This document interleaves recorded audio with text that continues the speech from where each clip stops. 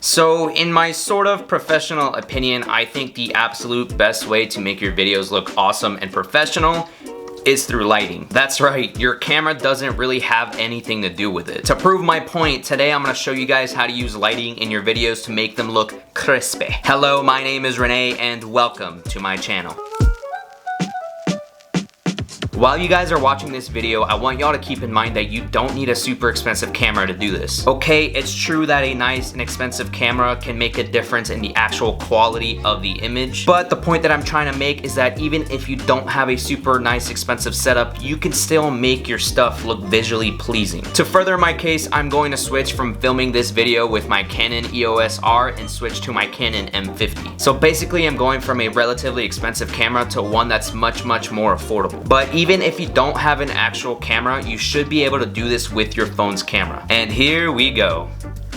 Okay, so this is our starting point. I know it's really dark, but this is the most basic of setup that we can get. The only thing that I have right now is my camera on top of my tripod, and there's a little bit of light coming in through my window blinds. So the first thing that you guys wanna do is you guys wanna find a key light, or in other words, it's your main source of lighting. Your key light is supposed to be the main source of lighting for whatever your subject is in your video. In this case, my subject is me, so I need something that will light me and make me look all shiny and perfect. So the first thing that I would do to fix this image is I would pull out one of my big lights just to make sure that I'm well lit, but I want to keep this video as simple as possible by using the minimum amount of gear required. So my best next option is filming next to a window. And there we go, I opened up my window blinds to where the light is bouncing up towards the ceiling and right back down at me. That way the light is not too harsh on my face. You can choose to play around with the positioning of the camera, yourself, and the window, but personally I like to have the light on either side of my face. This helps create a little shadow on the opposite side of your face. This is actually called the Rembrandt effect, and it creates like a little tiny triangle on my face. And honestly, if you're just starting to make videos, this setup might be enough for you. There's really no guideline as to what makes or breaks a video when it comes to visuals. It's all really creative preference, so if this is enough for you,